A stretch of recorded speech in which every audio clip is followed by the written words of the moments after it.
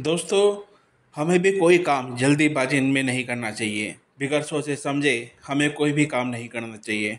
सोच समझ कर ही हमें सारे काम करने चाहिए। वही डिसीजन हमारा सही होता है जो हम सोच समझ कर करते हैं। अगर आप जल्दीबाजी में करोगे ना, तो आपका डिसीजन भी गलत हो सकता है और आपको बाद में बहुत ज़्यादा पछताना भी पड़ सकता है। इससे रिलेटेड मैं आपको एक कहानी स्टोरी सुनाना चाहूँगा, जिससे आपको समझ आएगा कि जल्दी में हमें काम नहीं करना होता। दोस्तों, एक कंपनी होती है जहाँ पर एचआर की नौकरी निकलती है। बहुत सारे कैंडिडेट अप्लाई करते हैं, जिसमें से 3 जनों को चुना जाता है। तीनों की योग्यताएं, क्वालिफिकेशन एक जैसी होती है, तो इन तीनों में से किसको चुने।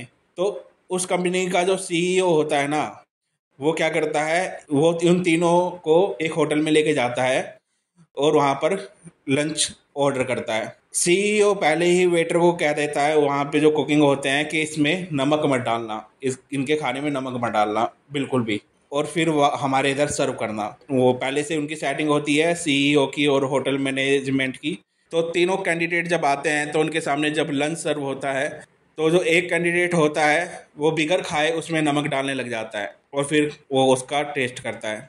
दूसरा कैंडिडेट जो होता है वो पहले खाना खाता है, उसे नमक कम लगता है, तो उसमें वो फूड के अंदर नमक डालता है अपने भोजन में, तो उसे खाता है, ईट करता है। और जो तीसरा कैंडिडेट होता है दोस्तों, वो खाता है, उसे भी नमक कम लगता है, पर वो नमक डालता ही नहीं। फिर को वो जब लंच कर लेते हैं आधे घंटे में, फिर वो उन तीनों में से जो दूसरे नंबर वाला कैंडिडेट होता है उसको एचआर की पोस्टिंग का लेटर दे देता है। तो इस चीज़ से आप क्या समझते हैं, क्या सीख लेते हैं इस कहानी से, स्टोरी से? एक मोरल क्या है इस स्टोरी का?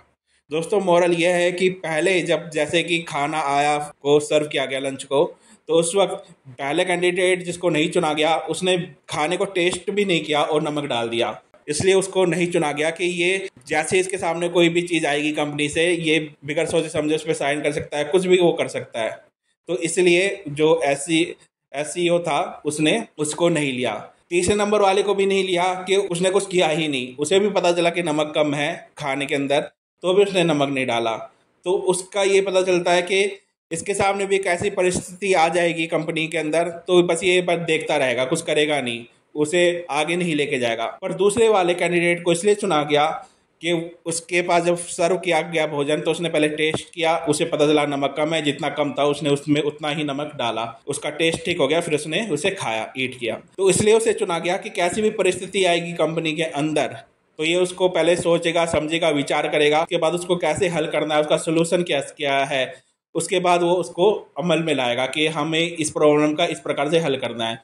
तो फिर इसलिए दूसरे कैंडिडेट को चुना गया और बाकी 2 कैंडिडेट को एचआर की पोस्ट नहीं दी गई। तो इस कहानी से हमें मोरल मिलता है कि कोई भी काम, कोई भी परिस्थिति जब हमारे सामने आ जाती है ना, तो उसका हमें जल्दी से कोई निवारण नहीं कर लेना, उसका सोच समझ कर हमें डिसीजन लेना है। क्योंकि जो सोच समझ कर डिसीजन लिया जाता है ना, वही राइट डिसीजन होता है, वही सही डिसीजन होता है। पहले समस्या आए, उसको जांचो परखो और उसका सलूशन ढूंढो। ऐसा नहीं कि समस्या आ जाए तो आप पहले ही हार मान लो कि भाई हमसे तो होगा ही नहीं, या दूसरे जो तीसरा कैंडिडेट था जैसे कि उसने कुछ किया ही नहीं, तो समस्या आ गई, कोई प्रॉब्लम आ गई आपके जीवन में, आपकी लाइफ में, और आप हाथ खड़े कर दो, भाई हम गिव अप करते हैं, हमसे नहीं हो पाएगा। ऐसी मूर्खता नहीं करनी। दूसरे कैंडिडेट की तरह ही, जैसे आपके सामने कैसी भी प्रॉब्लम आती है, कैसी भी मुसीबत आती है, आपको उसको पहले देखना है, उसको समझना है और फिर उसका सोल्यूशन निकालना है। हर समस्या का सोल्यूशन है, हर परिस्थिति में से आप निकल सकते हो, नेगेटिव से पॉजिटिव हो सकते हो। पर जैसे ही आए आपके सामने कोई भी परिस्थिति, कैसी भी स्थिति आपके पास है, उसको जांचो परखो, सोचो समझो, फिर उस पर काम करो, फिर उसमें निर्णय लो, तभी आपका डिसीजन सही होगा और आप उस परेशानी से निकल पाओगे। अगर वीडियो अच्छी लगे तो चैनल को सब्सक्राइब कीजिएगा, लाइक कमेंट शेयर कीजिएगा। मैं आपका दोस्त डॉक्टर संदीप सिवान। धन्यवाद।